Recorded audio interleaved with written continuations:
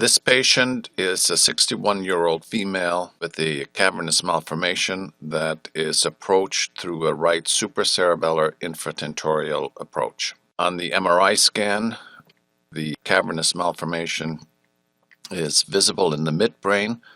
Noteworthy is that one sees the temporal lobe and the cerebellum lining up toward the cavernous malformation, which obviously means that the tentorium is in between those two structures, providing a direct avenue to the cavernous malformation.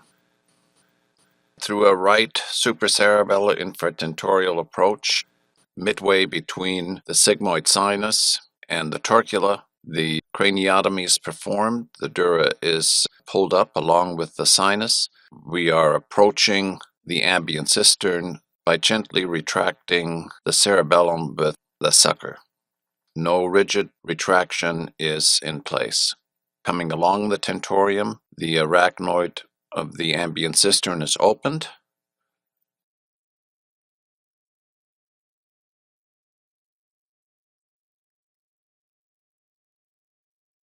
And the midbrain is exposed. Because this cavernous malformation is somewhat inferior from the ambient cistern, the cerebellum is freed from its arachnoid adhesions to provide a direct avenue to the cavernous malformation.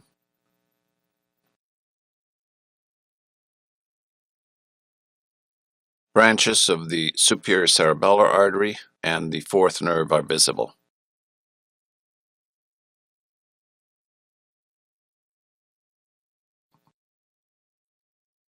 With image guidance, the area of interest is exposed. A small portion of the cavernous malformation reaches the surface, which can be visualized.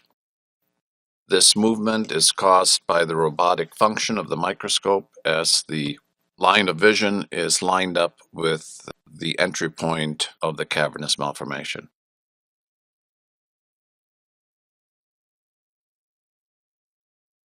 Sharp microforceps are used to create an opening into the midbrain, exposing the cavernous malformation.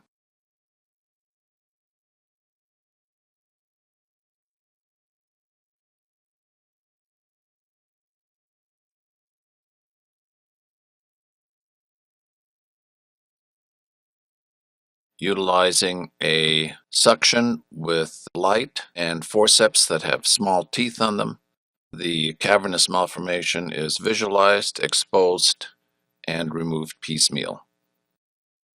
With gentle distraction from the forceps, the opening is enlarged to get better exposure of the cavernous malformation.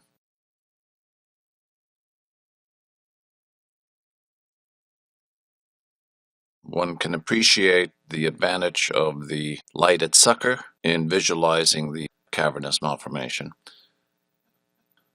The reason that the light is necessary is because the line of vision is offset from the light, and depending on the focal length of the microscope being used, the light will come in at 3 to 6 degrees off the visual axis, and when a small thin opening is utilized, then the center of the visual field will often be in the shadows.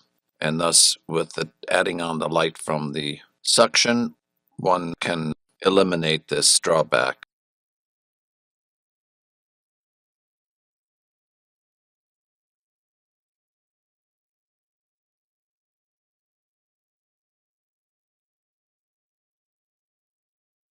The cavernous malformation is removed piecemeal, and then after it has been removed, we inspect the entire cavity thoroughly and remove anything that looks remotely like some collapsed sacs of the cavernous malformation. The craniotomy is closed in the usual fashion. A postoperative MRI scan demonstrates the avenue and the resection of the cavernous malformation. A small amount of blood is left inside the cavity.